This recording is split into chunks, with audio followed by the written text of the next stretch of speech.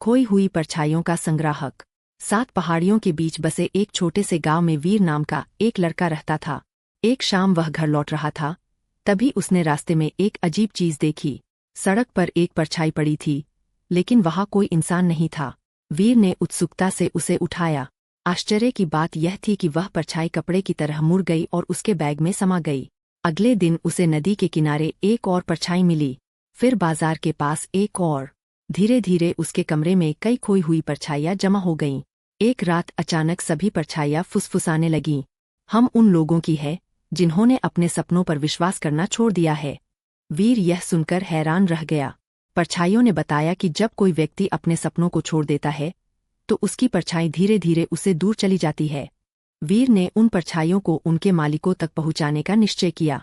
उसने पहली परछाई एक बूढ़े चित्रकार को लौटाई, जिसने वर्षों पहले चित्र बनाना छोड़ दिया था। परछाई वापस मिलते ही उसके मन में फिर से कला के प्रति प्रेम जाग उठा और उसने सुंदर चित्र बनाना शुरू कर दिया। दूसरी परछाई एक किसान की थी, जो लगातार खराब फसल के कारण निराश हो चुका था। परछाई मिलते ही उसके चेहरे पर मुस्कान लौट आई और उसने नई उम्मीद के साथ खेती शुरू कर दी। कई महीनों तक वीर लोगों को उनकी परछाइयां लौटाता रहा। आखिर में उसके पास केवल एक छोटी, धुंधली परछाई बची। तुम किसकी हो? वीर ने पूछा। परछाई ने धीरे से उसकी ओर इशारा किया। वीर चौंक गया। वह उसकी अपनी परछाई थी। दूसरों की मदद करते करते वह अपना सपना भूल गया था।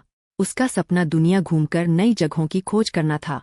जैसे ही उसे अपना सपना याद आया, वह छोटी सी परछाई उछलकर उसके पैरों से जुड़ गई और पहले की तरह मजबूत हो गई। कुछ वर्षों बाद वीर एक महान खोजकर्ता बना।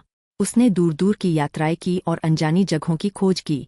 और जब भी वह किसी निराश व्यक्ति से मिलता, वह मुस्कुराकर पूछता, कहीं तुम्हारी परछाई तुमसे दूर तो नहीं चली गई?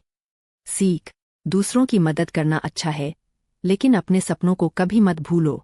ऐसी मज़ेदार कहानियों के लिए लाइक एंड सब्सक्राइब करें।